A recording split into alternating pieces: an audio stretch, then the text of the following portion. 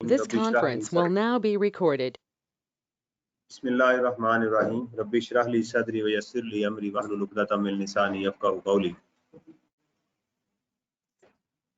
अल्लाह ताला से दुआ है कि अल्लाह ताला हमारे काम में आसानी पैदा करे और हमें जो है वो जो काम हम कर रहे हैं उसके अंदर हमें कामयाब अता करे। अच्छा जी, जो लोग ऑनलाइन क्लास ले रहे हैं जरा प्लीज मुझे बता दीजिएगा कि आपको मेरी आवाज़ भी आ रही है और स्क्रीन भी शेयर है जी। सबसे पहले मैं आपको अपना मुख्तसर तारुफ करवा दूं। मेरा नाम डॉक्टर इमरान शहजाद है और बाय प्रोफेशन मैं चार्टर्ड अकाउंटेंट भी हूँ। असल में चार्टर्ड अकाउंटेंट भी हूँ, चार्टर्ड अकाउंटेंट और साथ ही काम कर रहे हैं। आज हमारा जो मकसद है इसका वो एक ही है कि इस पेपर में जो स्टूडेंट्स रह गए थे कैफ के अंदर वो इस अटेम्प्ट में कैसे क्वालिफाई कर सकते। अगर आप इसको सितंबर में क्वालिफाई नहीं करेंगे, सितंबर 2022 के अंदर, तो इट मींस कि हमारा जो जून के अंदर एक्ट आ रहा है अभी वो हमारी, अगर हम इसकी बजाय मार्च में अपीयर होंगे 2023 में, तो ये इसकी एप्लीकेशन होगी और यहाँ हमें क्लासेस को पढ़ना पड़ेगा। तो सबसे पहला हमें यह है कि हमें इस अटेम्प्ट में इन एनी केसेस को पास करना है। इसकी पहली स्ट्रेटजी जो मैं आप लोगों से डिस्कस करना चाह रहा हूं वो ये है कि जब मैं यहां से इनकम टैक्स को स्टार्ट करूंगा सेशन वाइज और आप लोगों ने दूसरी तरफ से सेल्स टैक्स को स्टार्ट करना। पहली स्ट्रेटजी क्या बता दी आपको मैंने कि मैं अभी इनकम टैक्स को स्टार्ट करूंगा और ये मैं आपको करवा रहा हूँ। दूसरी तरफ से आपने क्या करना है, सेल्स टैक्स को स्टार्ट करना है। ठीक है, तो जब मैं इनकम टैक्स पे सेल्स टैक्स तक पहुंचूंगा तो आप अपना सेल्स टैक्स कंप्लीट कर चुके हो और मैं फिर जब सेल्स टैक्स को शुरू करूंगा आप इनकम टैक्स को रिवीजन स्टार्ट करोगे। जब हमारा सेशन एंड होगा फिर आपकी रिवीजन स्टार्ट होगी।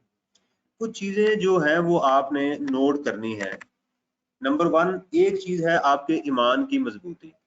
एक तो आपने अपना ईमान जो है वो ईमान कौन सा, ईमान हम हमेशा समझते हैं कि इस्लाम पे ईमान है। ईमान का मतलब होता है जो चीज आपको अमन में ले आए, तो सुकून में ले आए। तो पहली बात यह है जो टैक्स की आपके कॉन्सेप्ट हैं वो टैक्स का ईमान है। वो स्टूडेंट जो टैक्स के कॉन्सेप्ट के अंदर वो हिल जाता है, जरा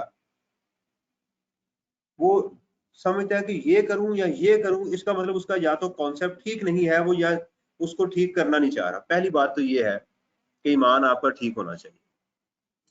दूसरा, आपने एग्जाम में कपड़ों के बगैर नहीं जाना। क्या बात कही मैंने कि आपने एग्जाम में जाना है तो क्या करना, कपड़े पहन के जाना है। ठीक है, हम इम्तिहान में कपड़े पहनकर जाएंगे। ये जैसी मेरी उर्दू है कबूल करें, पहनकर जाना है। लेकिन ये गाना नहीं गाना मैं कपड़े बदल कर जाऊं कहाँ और बाल बनाऊं किसके लिए, ये नहीं है। ठीक है, हमने आई कैब जाना है, कपड़े पहनकर कहाँ जाना है। ये कपड़ों से क्या मुराद है, कपड़ों से मुराद है पास पेपर्स।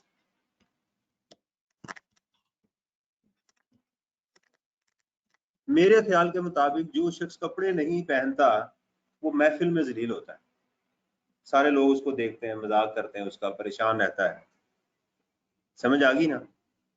तो अगर आप एग्जाम में कपड़े पहन कर जाएंगे, पास पेपर को करके जाएंगे, तो आपके, अगर आप इंसान हैं तो 99% आपके पास होने के चांसेस मौजूद हैं। ये चीज आपने ज़हन में रखनी है, पास पेपर नहीं छोड़ने। यानी अब आप जो मैं जिनसे एड्रेस कर रहा हूँ रिपीटर्स हैं, तो आपकी डायमेंशन जो है वो किताब से ज्यादा फोकस किस पे होना चाहिए, पास पेपर के ऊपर। अगर आप पास पेपर्स कर लेंगे तो ऑटोमेटिकली थ्योरी भी तैयार हो जाएगी, और खासकर थ्योरी के क्वेश्चन। स्टूडेंट की एक बड़ी कॉमन इशू है, कॉमन प्रॉब्लम है स्टूडेंट का, वो क्या है सुनिएगा। जिस पेपर में फेल होते हैं उससे नफरत हो जाती है, उसको नहीं करते। ये उनकी सबसे बड़ी प्रॉब्लम है।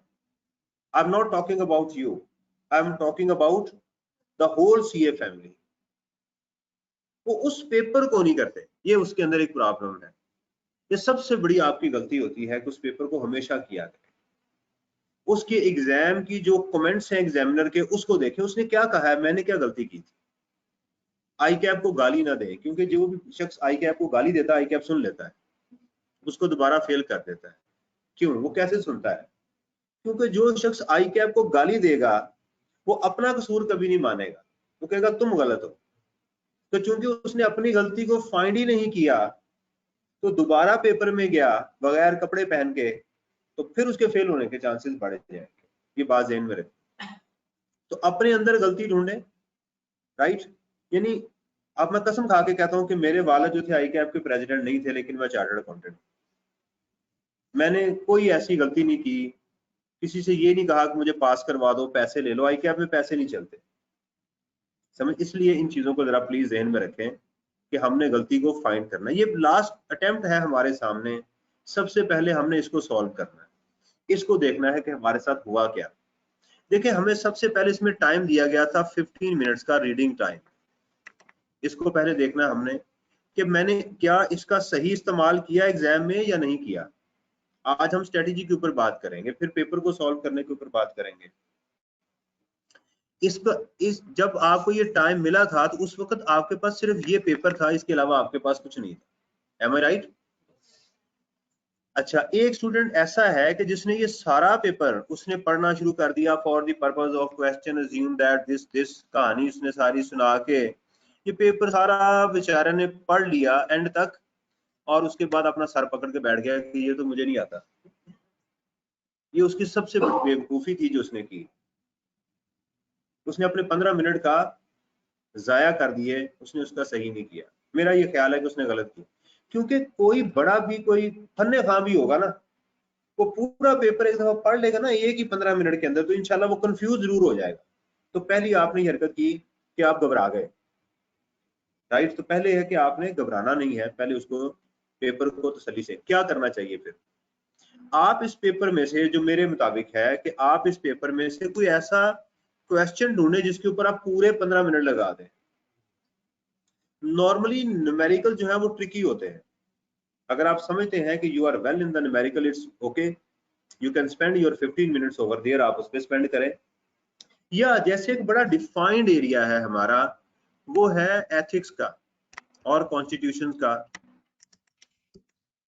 ठीक है ना। एथिक्स और कैफ में, मैं कैफ 2 की बात कर रहा हूँ, टैक्स प्रैक्टिसेस की। इसके ऊपर ये 10 नंबर एग्जामिनर ने इसका वेट दिया हुआ। सबसे पहले अगर आपका ये सही तैयार है तो इसको देखें कि ये एंड पे नॉर्मली आपको मिलेगा आखिरी जगह पर।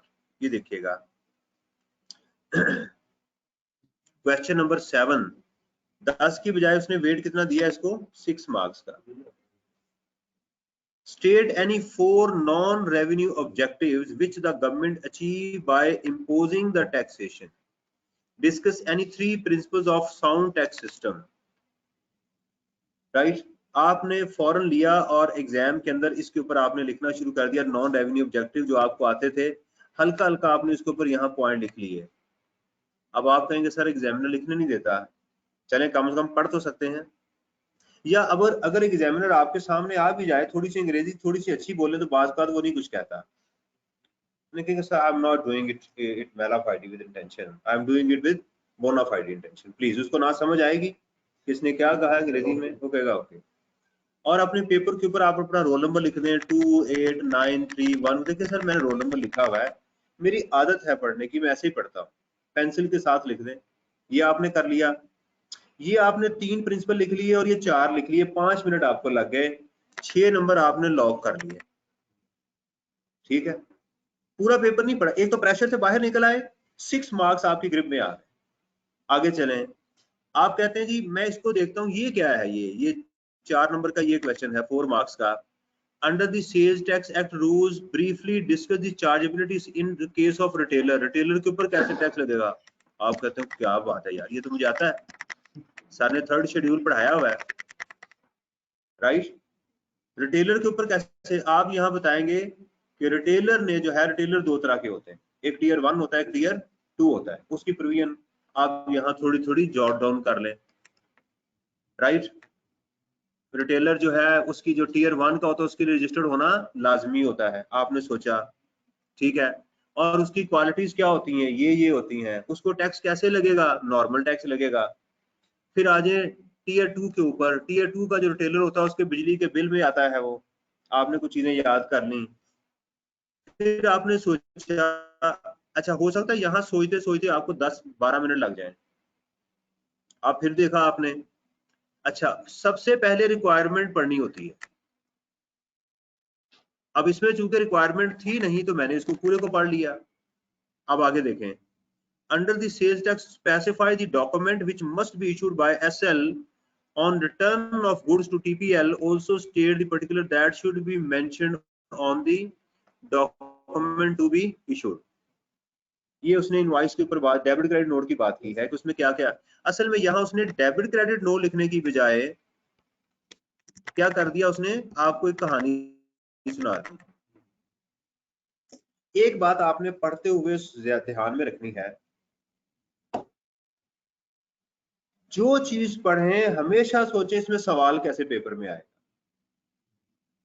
क्या ये टेक्निकल वर्ड यूज होगा मिसाल के तौर के ऊपर, जैसे फोरफिटेड डिपॉजिट है, क्या ये ऐसे ही लफ्ज इस्तेमाल होगा एग्जाम में या नहीं। आप आगे आ जाए बेटा, मुझे प्रॉब्लम हो रही है आपको देखने में। आप लोग इधर आ जाए या उधर आ जाए, मुझे ये नहीं नजर आ रहे हो।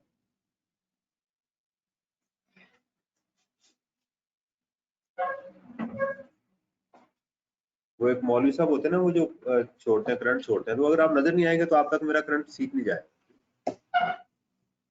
अच्छा जी, तो बात यह है कि हमेशा याद रखें कि आपने ये देखना होता है जो बात मैं पढ़ रहा हूं इसकी क्या ऐसे ही एग्जाम में आएगी, टर्म यूज होगी या नहीं, इसके अलावा होगी।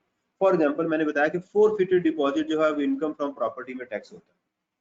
मैं अज्यूम कर रहा हूं कि आप सबको पता है, आपने कुछ पहले पढ़ा हुआ है, इसलिए मैं आपसे ये बात कर, क्या फोरफिटेड डिपॉजिट का वर्ड ऐसे एग्जाम में यूज होता था, हो सकता ना हो सकता वो ये लाइन लिखे कि mister Aslam contracted with Mr. B to sell his land at rupees 1 crore या 10 million and received 1 million as an advance, but at the time of registering the land Mr. B backed out and resulting in the forfeiture of the deposit। अब ये line आपने line सीधी पढ़ी हुई थी, exam में कैसे आ गई, अंग्रेजी में आ गई।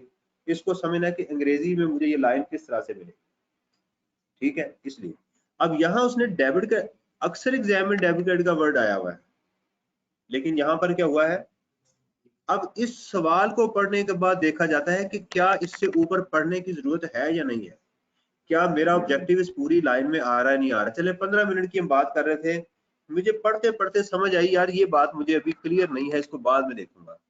लेकिन मुझे ये 6 नंबर भी आते हैं और 5 नंबर भी आते हैं, ये नहीं आता। एग्जामिनर ने मीनवाइल आपको शीट दे दी। अब देखें आपने कितने नंबर को पढ़ लिया, 5 + 4 + 6, 15 मार्क्स के ऊपर आपने ब्रेन स्टॉर्मिंग कर ली। और 15 नंबर से क्या मुराद है, 15 × 1.8 मिनट्स, यही बनते हैं ना। 3 घंटे होते हैं ना हमारे पास, जिसमें हमने 100 मार्क्स करने होते हैं, तो हर एक मार्क्स के पीछे हमारे पास एवरेज मिनट होते हैं 1.8।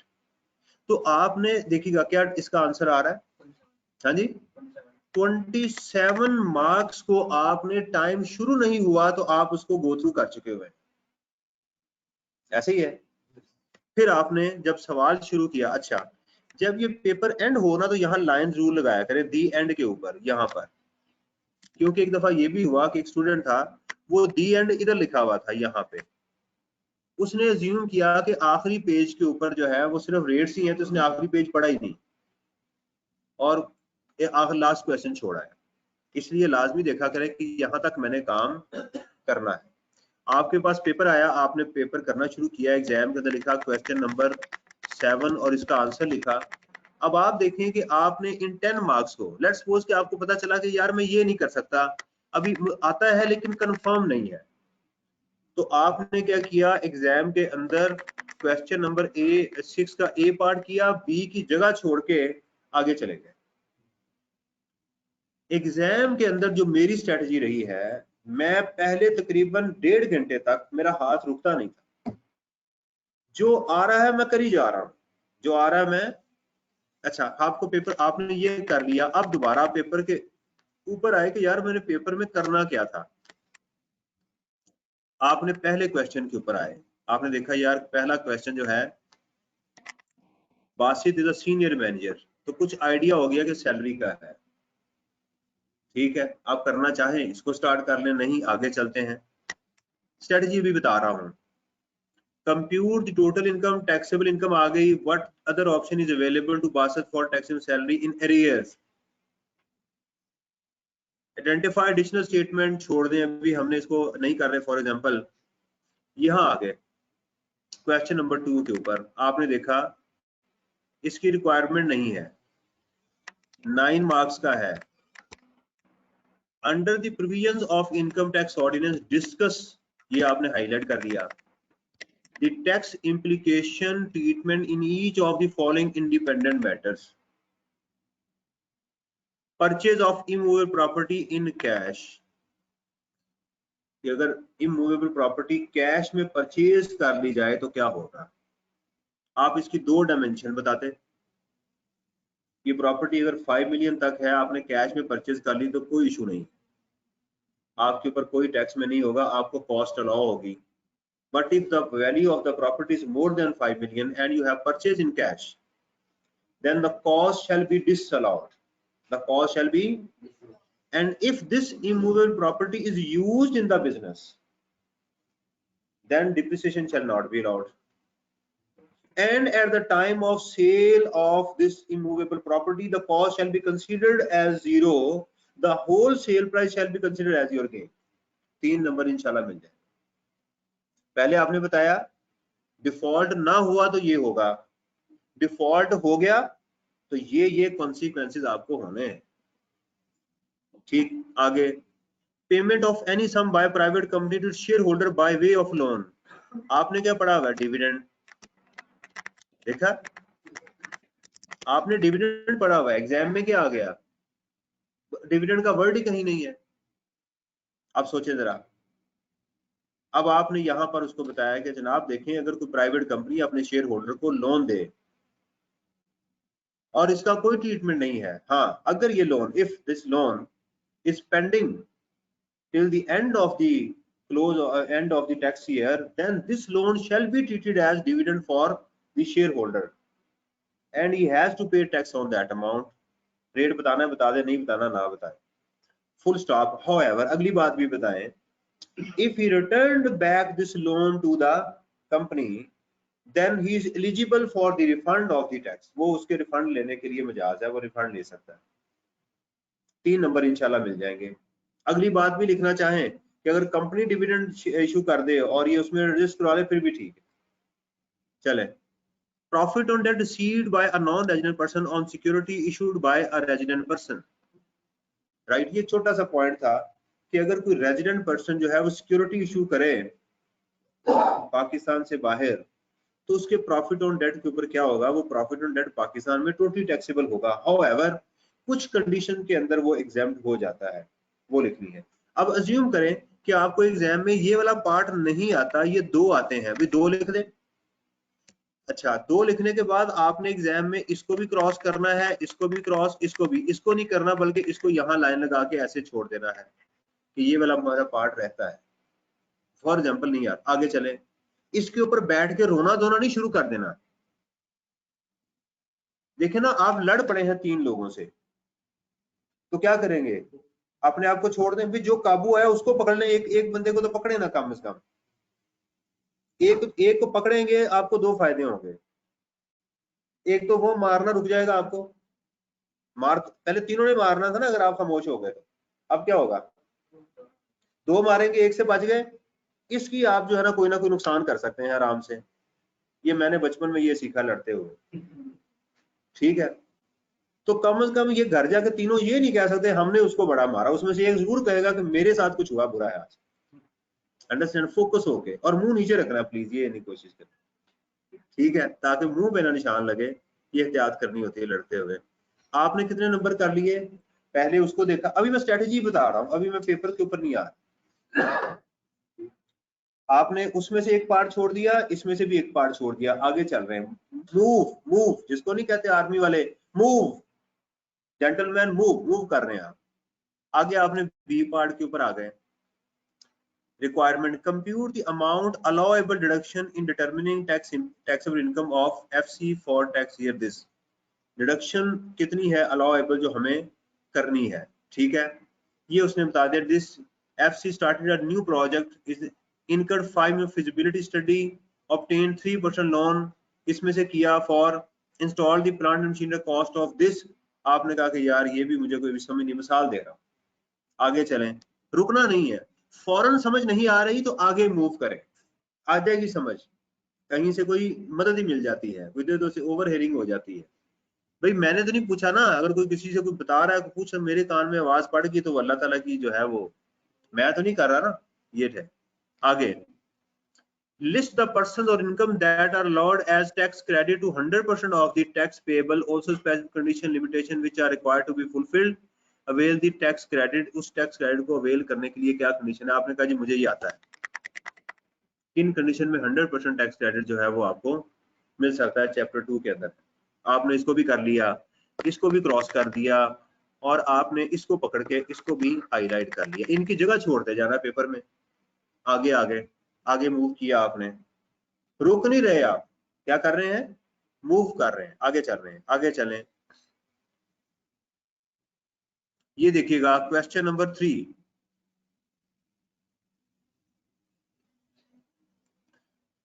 under the provision of this rules may compute total income, taxable income, net tax payable, refundable। आपने कहा यार न्यूमेरिकल बाद में देखता, आगे चलें।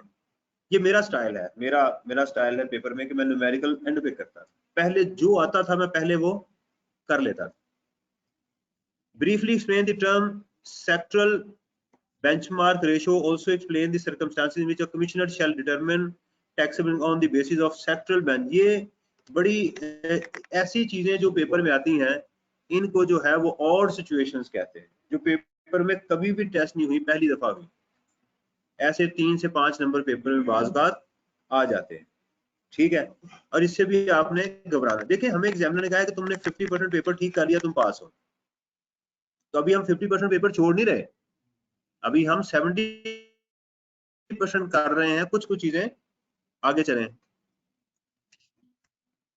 Riyasat limited is a manufacturing company, required filing of tax return for year. अच्छा जी, कहता है जी identified due date for filing of return in respect of the following.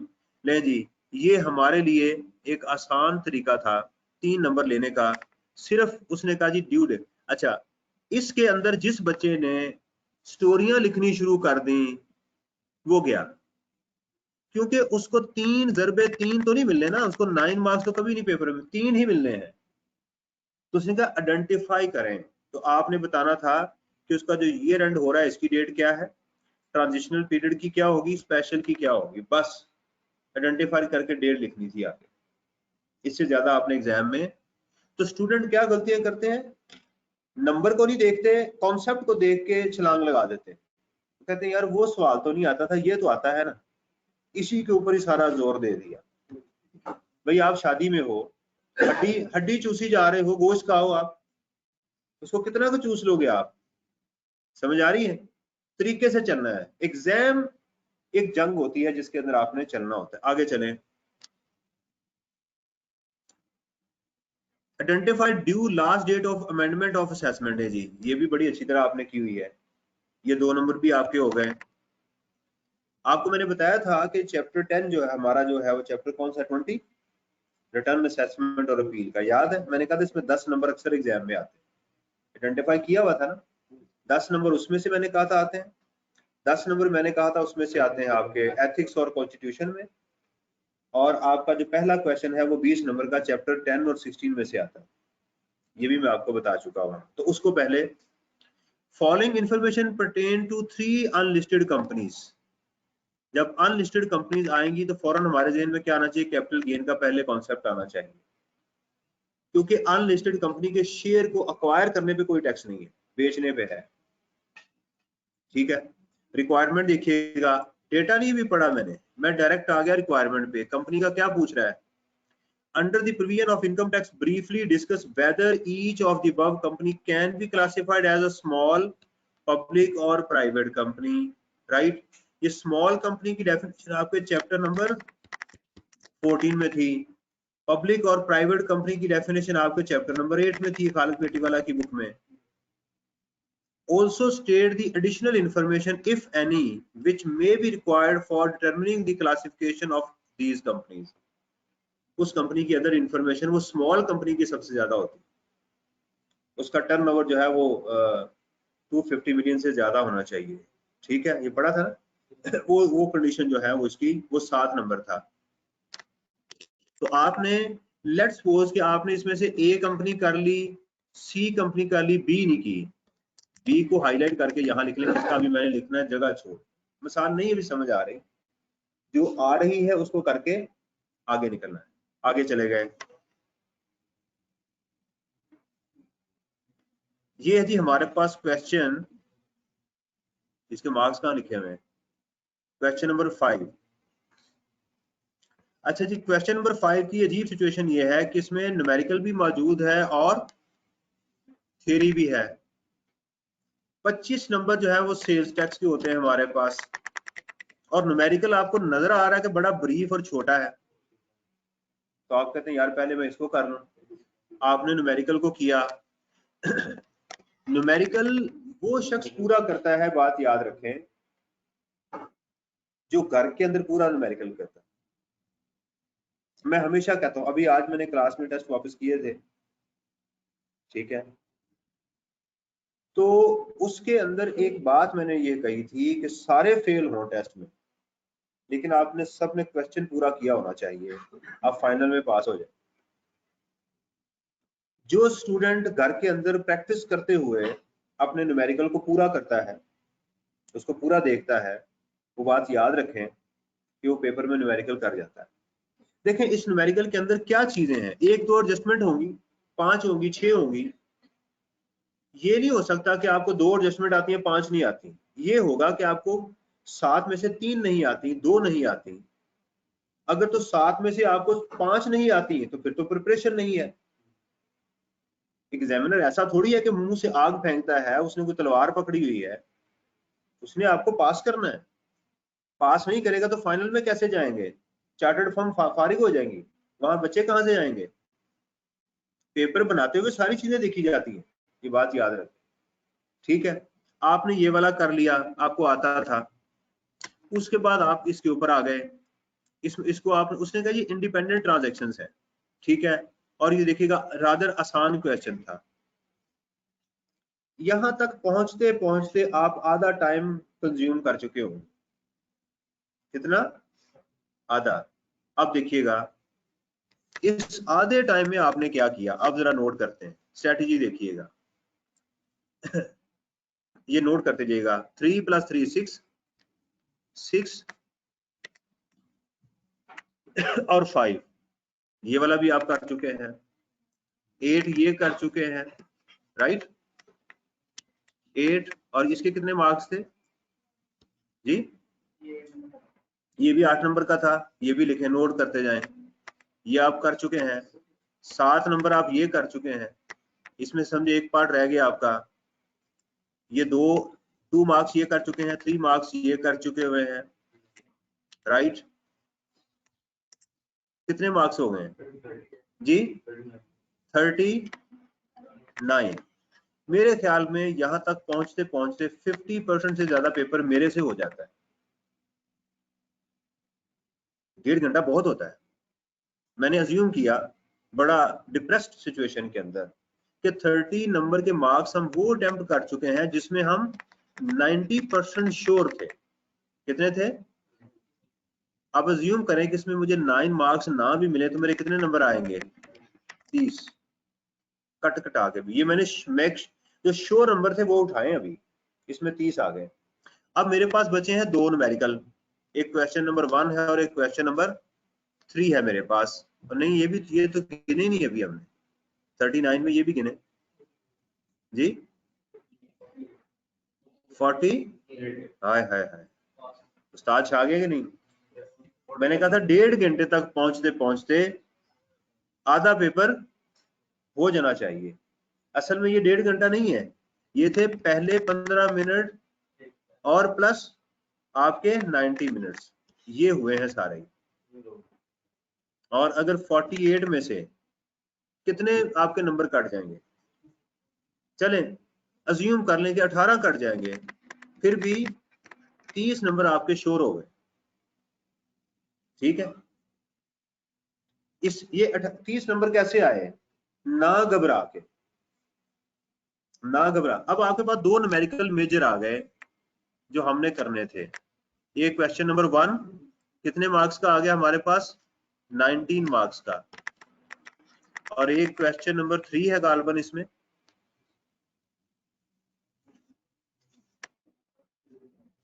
18, और 18 प्लस 19 कितने हो गए, 30, और टाइम कितना आपके पास, 1.5 घंटा। अब आपने इसमें से चूज करना था कि मैं किसको उठाऊं, किस क्वेश्चन को करूं। ये देखिएगा, अगर आप समझते हैं मैं सैलरी में अच्छा हूं तो क्वेश्चन नंबर 1 उठा लें, बिजनेस में अच्छे हैं तो क्वेश्चन नंबर 3 उठा लें, राइट। इसमें एक जो गलती हुई स्टूडेंट से वो क्या हुई, वो मैं आपको पहले बता देता हूँ। इसमें उसने प्रॉफिट की बजाय यहां लॉस दिया हुआ, स्टूडेंट इससे कंफ्यूज हो गए। आपने क्वेश्चन अपना यहां से ये वाला स्टार्ट करना था और लिखना सिर्फ नेगेटिव था, बाकी सारा वही एड इन डिविजिबल एक्सपेंसेस, रूल वही होगा, सिर्फ ऊपर अमाउंट नेगेटिव है, प्रॉफिट है तो पॉजिटिव होगी। ये बात समझ आ रही है, ये हमारा एक बेसिक रूल था। तो आज मैंने आपको एक बेसिकली स्ट्रेटेजी बताई है कि ये मत समझे कि पेपर हमेशा आपको 100% आता होगा। पाकिस्तान में कितने लोग हैं, 20 crore, 220 million, 22 crore. Chartered accountant कितने हैं, अराउंड 10,000 या इससे ज्यादा कुछ होंगे, ऐसे ही है। तो क्यों, तो क्या इतने स्टूडेंट अपीयर होते हैं, ऐसा नहीं है, बहुत सारे स्टूडेंट अपीयर होते हैं लेकिन पास नहीं होते। नंबर 1 स्ट्रेटजी का ठीक ना होना, ये तो था आखिरी पॉइंट जिस पे आज हम पहुंचे हैं। तो सबसे पहले इस पेपर को सॉल्व करना है, उसमें से फाइंड करना है कि क्या क्या चीजें मुझे एग्जाम में नहीं आती थी, ये बात ध्यान में रखिएगा, उनको करना है। मिथ क्या है स्टूडेंट में, मिथ ये है कि भाई जो चीज पेपर में इस दफा आ गई ना अगली दफा नहीं आनी। समझ आइए, ये कोई बस स्टॉप नहीं है, ये बात याद रखें। जो चीज इस दफा आई है अगली दफा दोबारा फिर आ सकती है। इससे आपने गलती को आइडेंटिफाई करना है, न्यूमेरिकल को पूरा करना है। क्लियर हुई है बात। अच्छा, अब हम नेक्स्ट सेशन में क्या करेंगे, कल का जो मेरा सेशन होगा ये रूटीन का सेशन होगा। आपने 2 सेशन मेरे लिया करने जो रिपीटर्स है, एक तो ये आपको पता चल गया कि अच्छा मुझे ये बताइएगा कि मेरे इस पैटर्न पे कितने स्टूडेंट थे आप में से जिन्होंने इस काम को किया हुआ था, पेपर अटेम्प्ट इसी स्टाइल में किया था जैसे मैं आपको बता रहा हूं। हाँ जी, ऐसे ही किया था। ओहो, पेपर ऐसे ही किया था आपने। मेरा सवाल है आपसे कि क्या आपने इस पैटर्न पे एग्जाम किया था, नहीं किया था, कैसे किया था, पढ़ते गए करते गए, ये नहीं है ना चलता जा खाता जा, चलता जा खाता जा। इसका मतलब ये है 15 मिनट्स आपने ऐसे गुजारे जैसे मैंने कहा था, नहीं गुजारे। हाँ जी, पूरा देखा था, ठीक है। अगर तो आपने एक 15 नंबर में पूरा 15 मार्क जो मिनट से इसमें पूरा न्यूमेरिकल दे रहे फिर ठीक है, इसमें कोई इशू नहीं है। कोई चीज एक 15 पूरा पेपर अगर नहीं पढ़ेंगे तो बच जाएंगे। एक अच्छा, अब आपने करना क्या है, आज से सेल्स टैक्स स्टार्ट करना है आपने। सॉरी, क्या करना है? Sales tax. अच्छा, वो कहाँ से करेंगे? बड़ा एब्रप्ट तरीका आपको बताने लगा हूँ। कोई एक छोटा सा न्यूमेरिकल करता है। यहाँ स्टूडेंट कहता है सर मुझे तो पता ही नहीं है कैसे करते हैं, सर मैं भूल चुका हूँ। वो बिल्कुल गलत कह रहा है। न्यूमेरिकल निकाल लें, उसका सोल्यूशन भी निकाल लें। जैसे ही आप करना शुरू करेंगे ना, आउटपुट टैक्स इनपुट टैक्स देख के वो आपके दिमाग के दरीचे खुल जाएंगे। किताब आपके सामने खुली हुई है, क्वेश्चन भी है और सॉल्यूशन भी है, मोबाइल बंद रखना है, राइट? वो कॉन्टेक्ट बंद रखना है। ये जब करेंगे, एक न्यूमेरिकल होने से हो सकता है कि आप 20-25 सेक्शन आपको याद आ जाए, आपके अंदर मोटिवेशन बढ़ जाएगी। ठीक है, फिर अगले न्यूमेरिकल पे जाएं। इस तरह से कुछ करेंगे तो वो प्रोविजन को साथ साथ पढ़ना शुरू कर दें। तो जून के अंदर अपना टारगेट रखें, जून में अपना एक टारगेट रखें। क्या करना है आपने? सेल्स टैक्स कंप्लीट करना है।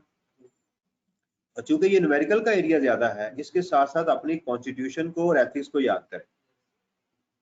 मैं एक काम करूंगा कि मैं एक गूगल पे शेयर फोल्डर बनाऊंगा, आपके ग्रुप के अंदर वो मैं शेयर फोल्डर डाल दूंगा। डेट वाइज उसमें इंशाल्लाह मैं नोट्स रखता जाऊंगा। ठीक है, टेस्ट, क्विज़ेस, नोट्स में उस फोल्डर में ऐड करता जाऊंगा। तो आप उसमें क्या कर सकते हैं कि उसको एक्सेस करके उसमें से अपनी चीजें, समरीज, सैलरी की समरी पड़ी हुई है, इनकम फ्रॉम प्रॉपर्टी की पड़ी है, कोई न्यूमेरिकल पड़े हुए हैं, कुछ सोल्यूशन पड़े हुए हैं, वो वाले। ठीक है, अब कल सुनिएगा, कल जो हमारा है वो उसका आपको टाइम टेबल मिल जाएगा। उसमें मैंने सैलरी और इनकम फ्रॉम प्रॉपर्टी का एक बड़ा अच्छा क्वेश्चन करवाना है, या सिर्फ कल सैलरी का? इसका है सिर्फ वो वाला आपने मेरा क्वेश्चन करना है। उसमें रिसीट बेसिस भी है, एम्प्लॉय शेयर स्कीम भी है, उसके अंदर एक्रूवल बेसिस का कॉन्सेप्ट भी है, अकोमोडेशन भी है, उसके अंदर tax born by the employer भी है। तो वो एक न्यूमेरिकल करने से आप एकदम से आपको बूस्टर मिल जाएगा, जैसे कोविड का बूस्टर मिलता है ना, ये बूस्टर मिल जाएगा। उधर से आप अपनी सेल्स टैक्स की तैयारी रखें, जो काम मैं करवा रहा हूँ उसके साथ इसको करते जाएं। तो आप देखेंगे कि इंशाल्लाह ताला आपको ऐसे महसूस होगा कि जैसे आप क्लास पढ़ रहे हैं, आप मोटिवेटेड रहेंगे और आपका पेपर इंशाल्लाह निकल जाएगा। हाँ जी, नहीं, कल ऑनलाइन हो। हाँ जी, मैं आप ग्रुप में जिन्होंने ऐड होना है मुझे मैसेज कर दें, मेरा नंबर मैं भी लिख देता हूँ। ये ओपन हाउस है, सबके लिए है, हमारे कॉलेज के भी, दूसरे कॉलेज के स्टूडेंट जो भी चाहे बदतमीजी ना कोई करे, वो आ सकता है इसके अंदर, लेकिन वो किसी स्टूडेंट के रेफरेंस से आएगा। मैं किसी स्टूडेंट के रेफरेंस से आएगा, कोई स्टूडेंट उसको बता दे कि जी मैं इसलिए मेरा दोस्त है इसको ऐड कर दे। ठीक है, उनके साथ 03219451 850, इस पे मुझे आप व्हाट्सएप कर दें, तो मैं आपको क्या करूंगा, ग्रुप में ऐड कर। ठीक है, तो इंशाल्लाह फिर उसके साथ हम इसको चलते रहे। कोई सवाल हो तो आप मेरे से पूछ सकते हैं। अब ये जो पेपर है, एक तो है रूटीन के साथ काम, दूसरा इस पेपर को करना है। सबसे पहले हमने क्या करना है, इस एग्जाम को करना है। मेरी आपसे रिक्वेस्ट है कि क्वेश्चन नंबर 1 आप कम से कम अभी कर लें। नेक्स्ट वीक में क्वेश्चन नंबर 1, उसकी समरी, उसकी हर चीजें मैं आपसे डिस्कस करूंगा, किसमें क्या प्रॉब्लम थी, कैसे करना था, इसको लेके कैसे चलना था, वो चीजें हम डिस्कस करेंगे। मार्किंग स्कीम क्या थी। तो इस तरह से 1 बाय 1 आप इसको करते जाएं, हैंड राइटिंग को अपनी को ठीक रखें। सेल्स टैक्स आपने रूटीन के साथ करना है, सेल्स टैक्स आपने रूटीन के साथ करना है। ठीक है जी, कोई और क्वेश्चन हो आपका?